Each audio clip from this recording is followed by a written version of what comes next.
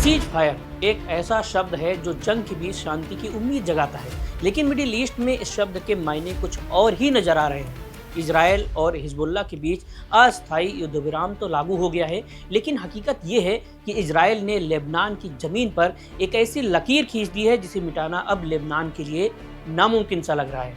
Israeli सेना ने दक्षिणी लेबनान का एक नया नक्शा जारी किया है और ये नक्शा कोई मामूली मिलिट्री चार्ट नहीं है। ये सबूत है लेबनान के एक बड़े इलाके पर इजराइल के कब्जे का। इजराइल ने साफ कर दिया है कि उसने दक्षिणी लेबनान में एक बफर जोन बना लिया है जो भूमध्य सागर के पानी से लेकर के सीरियाई बॉर्डर के पास माउंट हरमोन तक फैला हुआ है।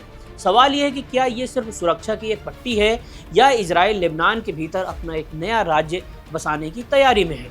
पूरी दुनिया को उम्मीद थी कि सीज फायर लागू होने के बाद इजरायली टैंक वापस लौटेंगे, लेकिन प्रधानमंत्री बेंजामिन नेतन्याहू और रक्षा मंत्री कॉट्ज ने इरादे साफ कर दिए हैं। उन्होंने दो टूक कहा है कि इजराइल इस इलाके से अपने सैनिकों को वापस नहीं बुलाएगा, भले ही सीज फायर जारी रहे।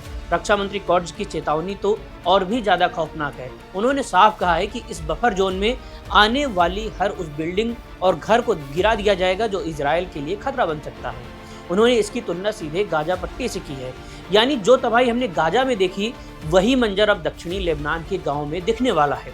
इजराइल का कहना है कि हिजबुल्लाह का सदस्य माना जाने वाला कोई भी शख्स अगर इस इलाके में दिखा तो उसे तुरंत मार गिराया जाएगा। इजरायली सेना की 5 डिवीजनों ने लेबनान के भीतर अपनी फॉरवर्ड डिफेंस लाइन मजबूत कर ली है। नक्शे के मुताबिक नकौरा और रास अल बयादा की कोस्ट लाइन से लेकर के बिंत जेबिल, आयतर शाब और खियाम जैसे महत्वपूर्ण शहर अब इजराइल के सीधे कंट्रोल में नजर आ रहे हैं। कई इलाकों में तो इजरायली सेना लिटानी नदी तक पहुंच गई है। इजराइल का तर्क है कि ये सब उत्तरी इजराइल के समुदायों को हिजबुल्लाह के हमलों से बचाने के लिए किया जा रहा है, लेकिन लेबनान और सीरिया के लिए ये उनकी संप्रभुता पर सीधा हमला है।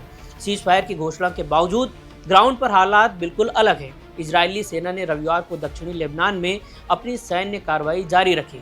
घरों को धमाकों से उड़ाया गया और सड़कों को मिट्टी के ढेर लगा करके बंद कर दिया गया। वाशिंगटन की कोशिशों के बाद 10 दिनों के सीज फायर का ऐलान तो हुआ, लेकिन ये समझौता कागज पर ज्यादा और जमीन पर कम दिख रहा है। बिंत जबील जैसे शहर जो पहले ही मलबे में तब्दील हो चुके हैं, वहाँ इजरायली टैंक आज भी गश्त कर रहे हैं। इजराइल का यह नया बफर जोन लेबनान की राजनीति और भूगोल को हमेशा के लिए बदल सकता है। नवंबर 2024 से शुरू हुआ तनाव अब एक ऐसे मोड़ पर पहुंच गया है जहां से वापसी का रास्ता धुंधला नजर आता है।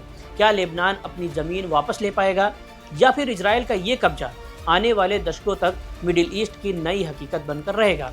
फिलहाल तो लेबनान खामोश है, लेकिन ये खामोशी किसी बड़े तूफान का संकेत भी हो सकती है।